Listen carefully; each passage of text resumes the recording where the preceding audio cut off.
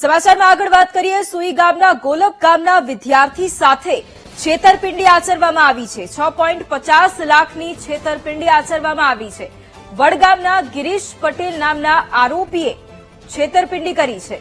સચિવાલયમાં ક્લાર્કની નોકરીની લાલચ આપવામાં આવી હતી અને રૂપિયા પડાવ્યા હતા।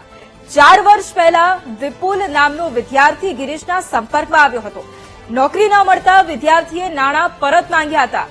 નાણાં પરત આપવાને બદલે આરોપીએ આ વિદ્યાર્થીને ધમકી આપી હતી। વાવ પોલીસે અત્યારે આ સમગ્ર કેસમાં તપાસનો ધમધમાટ પણ શરૂ કર્યો છે। અને આ જ મુદ્દે સંવાદદાતા રોહિત ફોન લાઈન પર છે। રોહિત, સુઈ ગામના ગોલપ ગામના વિદ્યાર્થી સાથે છેતરપિંડી આચરવામાં આવી છે, શું વધુ જાણકારી? જે આ જે ઘટના છે તે સુઈ ગામના ગોલપ ગામની છે, જ્યાં વિદ્યાર્થી નોકરીની લાલચ આપી અને તેની સાથે 6.50 લાખની છેતરપિંડી કરાઈ છે। 4 વર્ષ અગાઉ જયારે તે મામાના ઘરે ગયો હતો, ત્યાં ગિરીશ પટેલ નામના શખ્સ હતો, તેના સંપર્કમાં આવ્યો હતો।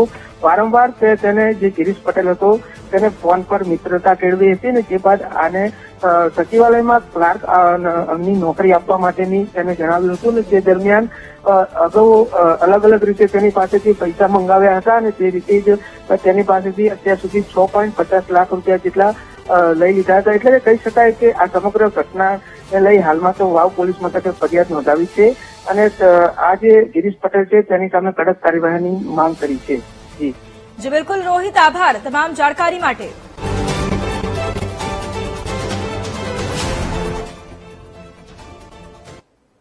તો વાત સુરતની